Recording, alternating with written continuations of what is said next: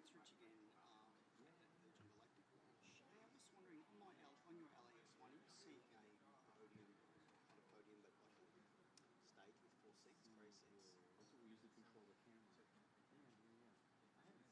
Galactic, like Virgin Galactic background, purple, with the guys heading in the front.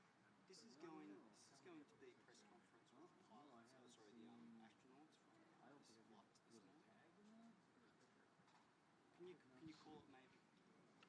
Anyway, I just. But yeah, I can't delete it if someone said it on social media. Delete it, but Well, maybe if you could check out. yeah, let me see if I can find it. I appreciate it.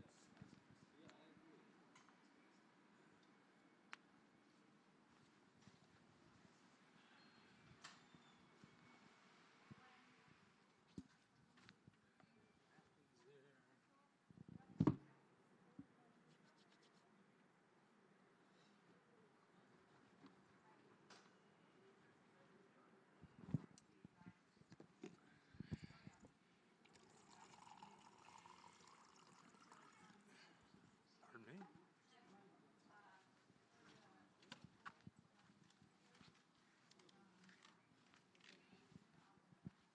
I'll pull out. Interview elements, and so I think she should be good. But I was going to ask them if they're needing user freeze hit or errands, or they have that. And then 60 seconds. What's up? Hey, Tommy, is there an operator yet? Is it Carlton? okay, cool. That's great. I think. I'll give her. So the question that I have for them then is, do they want us to use that Kelly Girardi bike, another Kelly Girardi bike, or do they want to somehow incorporate sound from an Italian Air Force crew member, which is hoping to take after the press conference? The issue we have found is just we have no control over how long the press conference takes or whether it's on time, and so it's obviously possible if we don't get it in time. But if Was it another 200 or? it was supposed to start 5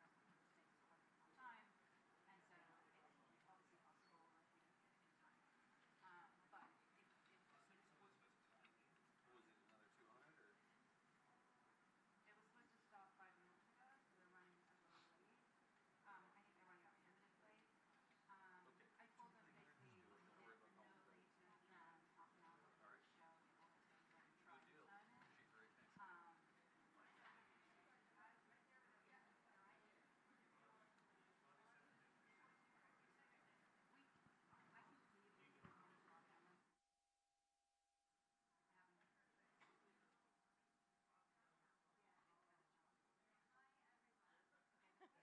it. We're going to get started with We're going to get started with the press conference now. And first of all, thank you everyone for making the journey here today. And for those of you joining remotely, thank you as well for tuning in live. I'm as excited as you all are to hear about the flight from our amazing crew, but before we kick things off, I have a few housekeeping items to cover. So to ask a question, please just raise your hand. A mic will come over to you. We have folks on either side of the room.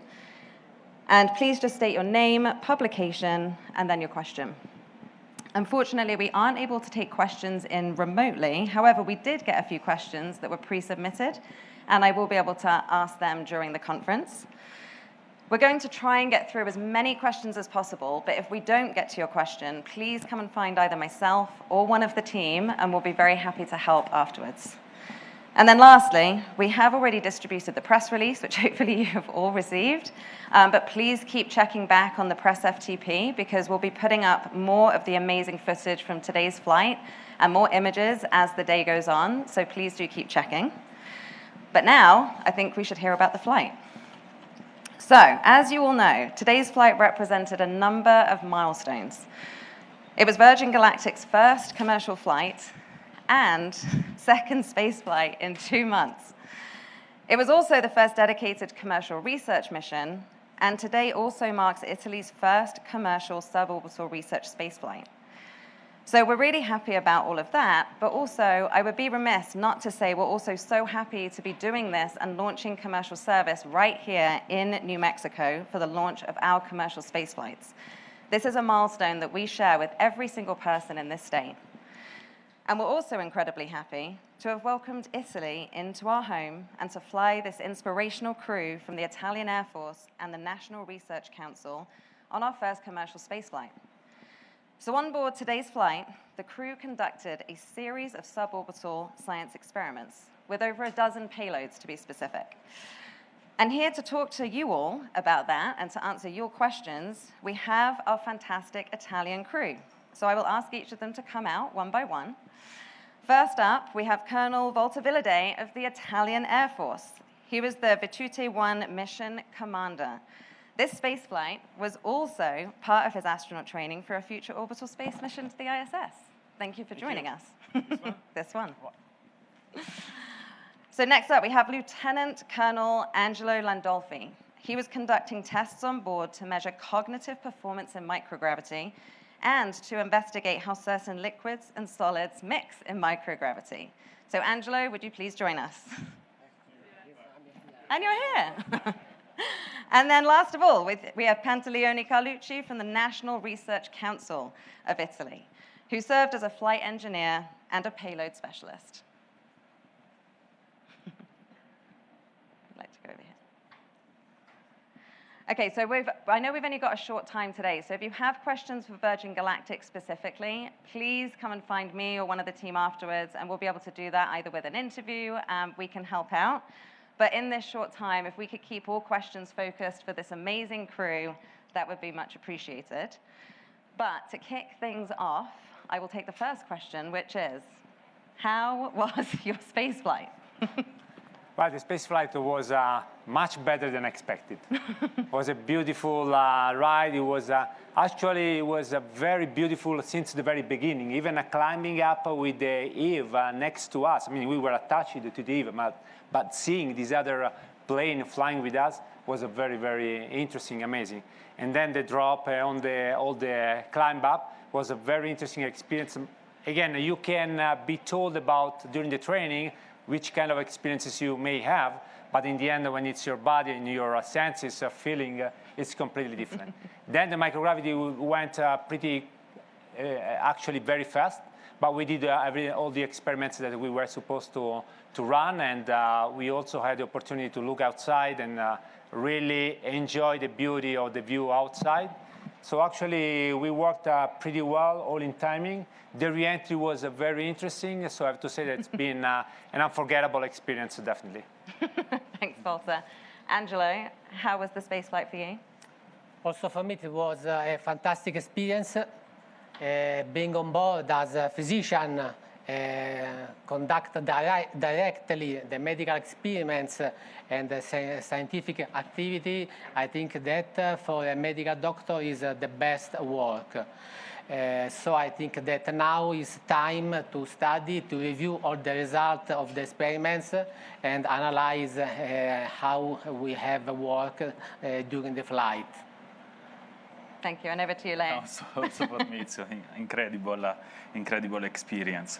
From the takeoff to the landing, the from the takeoff to release, it's like a normal airliner, and it's always normal. But the 20 minutes after the release was unbelievable. The acceleration, the climb, and suddenly the microgravity. And I was concentrated with my test with my knee board, but I had the opportunity to look outside and the view. It was amazing, fantastic. So speechless Amazing. about that. Amazing. So let's take one in the room. Hi, can you hear me? Lauren Grush with Bloomberg. Thank you so much for doing this. It sounded like an incredible experience, but it is still a few minutes in space and in weightlessness. I'm wondering if you can explain the added benefit of you being on board with the payloads and how that was helpful for you to be there to oversee them. Mm-hmm. Can I take it? Yeah. Well, actually, this is one of the most important points, because if you look at the opportunities that all the international community really has nowadays to fly in microgravity, you can either fly for a few seconds in parabolic flights, like between 20 to 30 seconds, or you have to fly to the International Space Station for 6 months. There's nothing in between. So the real interesting point for all of us, it was not only just to try the payloads that we developed along with the National Research Council, but even to try how this kind of new platform that is completely new can really support to provide us a kind of gap filler. So what I can see is that, I mean, it was really beneficial to us because we had an extended period of time till 2, almost 3 minutes, but then even the fact that you are flying with a plane, so you may have more power, more upload mass, less restrictions. You can even expand the possibilities for the research community. So I would say that this is really one of the main important added value that I see from this flight and from the partnership that we established with Virgin Galactic. So I want to add, for CNR, CNR is the most important public entity in Italy for research. And we had a lot of, as mentioned by Walter, we had a lot of experience in research in the field of troposphere, in the field of stratosphere, but the field that we've flown today for now is unknown. And this is more important for us to fly over the stratosphere and behind the International Space Station to find new data and explore this segment.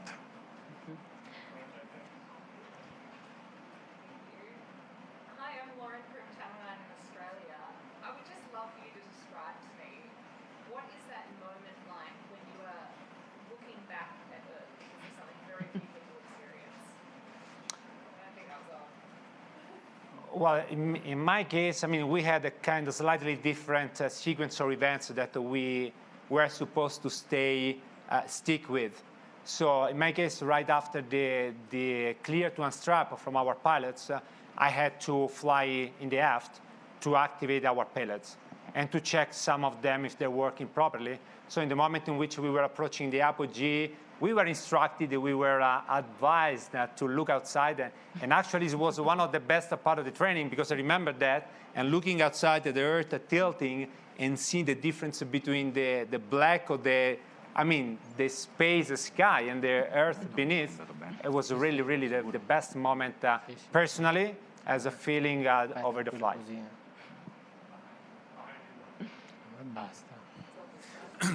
Hi, Jeff Faust of Space News. I know you trained extensively for this flight. How did the experience of the flight match up with the training? Was there anything that surprised you with the flight, with the conduct of the experiments, or any other aspect of the mission? Do you want to take this one? Yep. Well, you know, I'm in training as astronaut as well, so I have to say that this kind of training is a kind to have a compressed an entire mission in a few minutes, so you can really experience all the stages of a flight, from the takeoff to the boost and the coasting, and then working in microgravity, and then having the re-entry, following some procedures. So I would say that in a nutshell, it's a good environment and opportunity to really test all the things that the astronauts at that support supposed to do once they get to the ISS. So again, it depends on the different angle, but it's definitely very useful to me to consolidate all the previous background. And again, I guess even as the other colleagues, and then I will pass the floor to them, having a flying background as Italian Air Force officer is something unique because you can really experience a different way of flying. And this is one of the most important point that the Air Force was looking for. So try to find out how we could, in the next years, decades, really exploit this new kind of flying that is the suborbital flight. Guys? From a medical point of view, this new platform, I think that is an opportunity to try how medical experiment or medical activity will be conducted. So it was important what we've made and analyze, as I said before, if this platform can be useful for medicine experiments. And I'll just take one that we had submitted quickly. So actually, Angelo, this was another one for you. This was from Enrica Battafoglia from ANZA. And they were asking, you had a lot to do during this flight. What were some of the tasks that you were doing? And then did you have time to look out the window? So during the flight, we had a lot of tasks of different experiments, some wearables, other are pre or post-flight. And so the time to watch outside was very small, but as a doctor, my task was to conduct the experiment, so I'm involved just in this case. But I can have the opportunity to watch quickly outside, and so it was beautiful. Thank you. This is Elva Österreich. I'm with the Las Cruces Bulletin. I know the Virgin Galactic astronauts often get to take some little personal significant item with them, tucking it in their pockets. Did you guys get to do that, and what did you take? Yeah, we had this opportunity, all of us, and it was a great opportunity just to have some memento with us flying to space. I brought a few pictures of my daughters when they were much smaller a few years ago, and then a wedding picture of myself with my wife, and then a few golden stuff from my daughters. And one of the most, I guess, important to me was the prayer of the Marys, which is supposed to be the protector of all the aviators. And I had with me a couple of patches, the patches that I had on the astronaut suit when I was in training in Russia, and the patch of my academy course. Personally, I brought with me a little piece of Corallum rubrum from Alghero, where there is a museum, and so when I came back, I can put in a bacheca this piece of coral. Leo? Picture of my family and picture of my grandmother. She passed away 2 weeks ago, and yes, she was my big fan, and yeah, this is the first time that I say these guys, and it's emotional. Amazing. I had one other question that came in, and Walter, this one was for you. How did today's flight support the training that you're doing for your future orbital mission? Well, as I was saying just earlier, it's a kind of an opportunity to be exposed in a very short period of time. That doesn't mean necessarily that it is easier. to all the stages of a flight. So you are supposed to get through and then work based on procedure to support the payloads, and then floating in microgravity, so even feeling your body, how your body is adapting to this new environment. And then right after a few minutes, just re-entry and feeling the acceleration. If you compare the acceleration of the spaceship with the Dragon, they are pretty much comparable. You are around 4 or 5 Gs. So then it's a good experience, again, to really have an idea of what a kind of mission can be. My view is that this experience is very worthy, especially because you can support the experiments.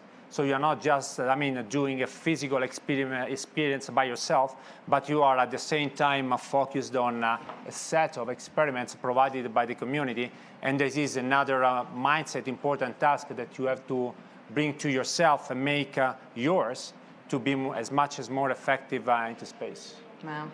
Well, we can't wait to see your next mission. Yeah, thank you. Do we have any more questions in the room? Hi, Jackie Goddard from the Times of London, and congratulations. You all make it look so easy, but there was so much blood, sweat and tears and even tragedy that has gone into this development over the last couple of decades. And I wondered if you could talk a little about that kind of sense of history and significance and the tale of perseverance that led up to all this and got you where it did today. Thank you. Well, that's a difficult question, actually. Of course, when you are trying to pave the way for something completely new, when you are experimenting something new, you have to consider the possibility to come across risks and failures.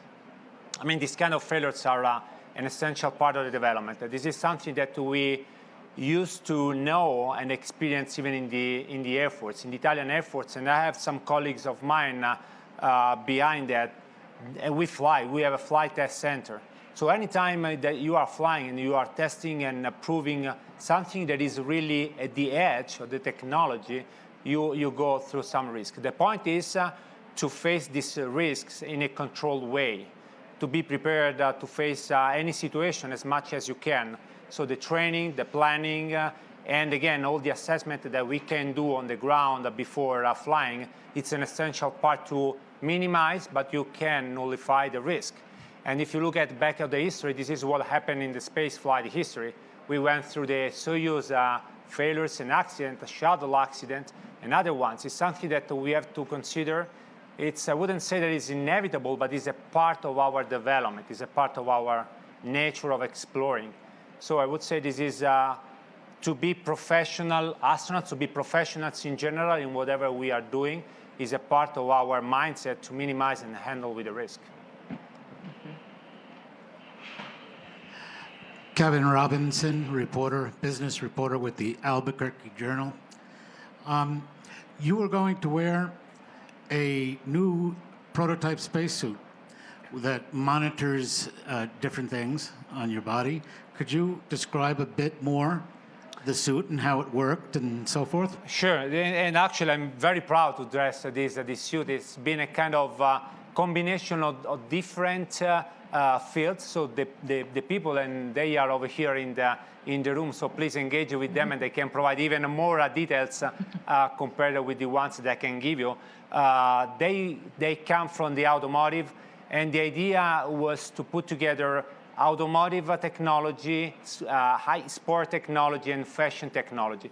So this is supposed to be a smart suit. That means at this time, the fabric that composes the suit is anti-flammable, is fire resistant, is anti-magnetic. It can resist all the fabric and the zippers till to, if I'm not mistaken, I will ask eventually Marcello to complement, to 8 Gs.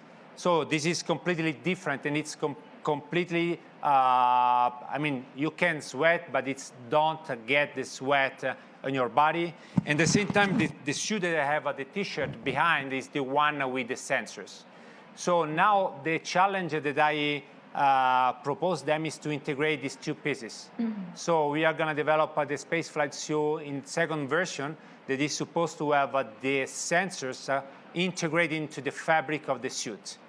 And if I look at the development of the space flight and even to the normal fighter pilots environment, we are going to have an environment where with fighter jets 6th generation, you are under a much more stressful condition. So monitor pilots and people flying, it's part of the safety issues that we were talking about just a few minutes ago. So I hope really that this kind of, it's not only beautiful to me, at least it looks like beautiful. I like the color, but I think that it is a technological object. It's not just a commodity as a simple, I would say, flight suit. And then just one, oh, we'll take another one in the room. Hi, my name is Ryosuke Hanafusa from Nikkei newspaper. So now there are a few companies that provide commercial space flight, and such as like SpaceX or like Blue Origin. Can you tell me why you chose Virgin Galactic and the pros and cons of riding Virgin Galactic from your experience, and what kind of improvements can be made in the future? That's a very good question. I mean, do you have a couple of hours, or should we do it in a few minutes? No, actually, we've been talking with the Virgin Galactic for years. We started, if I'm not mistaken, even in 2017. So the point is, the Air Force used to fly, you know that. And the point is, we have been always an institution looking at the technology development to understand which kind of capabilities we could have in the next years, right? So the suborbital flight has been always, since 2005, something that the Italian Air Force and Italy in general was looking at. And actually, Virgin was one of the first starting this kind of activities when they won the prize, the X Prize, back in 2004. So it was pretty natural to start talking with them and see how they were handling and running the program to get to us with some concrete and operational valuable proposal. So it was not a kind of selections among multiple applicants. It was just a natural dialogue with them that they were at the point, at the verge of this new challenge. So, and I have to say that I'm really grateful that we keep the pace. We have been talking for so many years, waiting to come to this point. And the point is, when you talk about commercial space flight, you mentioned multiple and different industries, very different each other. Because if you want to fly to space, you need to do space, and I mean a space orbital, you need different spacecraft. We are very much interested in suborbital, again, because it's a platform usable by the research community, but even because it's something that we can look in the future could really change the normal aeronautics transportation. So I really hope that Virgin can keep developing this platform and to have new kind of systems that we can eventually even test jointly with them.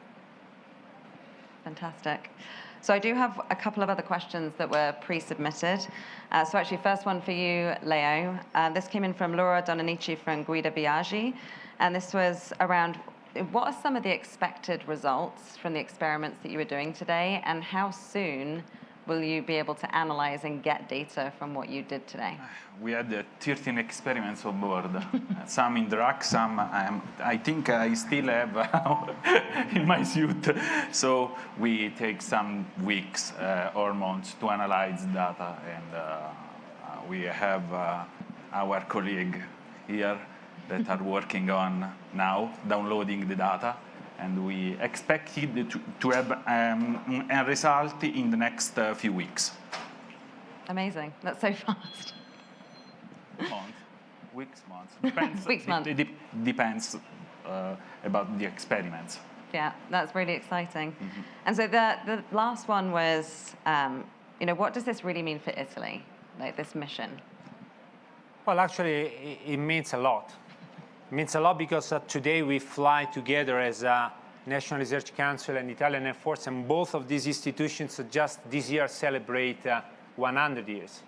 So, and if you look back at space history in Italy, space was born and created by a joint program made by the CNR at the time and the Italian Air Force when Luigi Broglio created the San Marco project. And it was possible because there was a strong partnership with the United States of America that, again, even today it's been renewed and strengthened even more. So the point is, what this mission mean for Italy, I guess, and again, I can't speak for Italy, but at least for all of us, it's a kind of new opportunity. We just open a new chapter. We just draw a new, chapter, the human exploration. And so I guess it's very much important in this year to celebrate operationally, doing something concrete, just not only remembering the past, but recalling the past to look at the future. So this is very important to us, and it's a way in which we can strengthen our partnership with the National Research Council, with the United States. And I guess it's even more important because we are opening up opportunities for the young students, for universities and research for the next years. Thank you. And Leo, I know this is an incredibly important mission for CNR. What does it really mean for CNR and the research that was being done today? This is the first time that we are involved in a project like this. I'm in CNR. I was a manager of a single-engine piston aircraft. So I had experience to fly in landfill, to monitoring air quality and other stuff. And after that, we had I switched a few years ago on stratospheric platform to study the stratospheric activities with our European partner. So this is the first time that we have the windows to the mesosphere with a technical, with a researcher, with a possibility to operate directly the instrumentation on board. This is the first time, like a researcher, like an astronaut. So it's mean a lot for us. Amazing. And this is the first time that we, after Luigi Broi, after our history partnership with the Air Force, that we create together, thanks to Air Force, a mission like this. Amazing. So I think this brings us to a close. I think I was given the timestamp, but I mean, first of all, thank you so much to the amazing crew. It's been an absolute privilege to really work with you and partner with you on this incredible mission. It was just a fantastic morning. And of course, thank you to all of the press as well. Thank you for coming out and joining us here at Spaceport America, and also for all of you that are tuning in live as well. Thanks for your time. And with that, we will bring us to a close. Thank you so much. Thank you.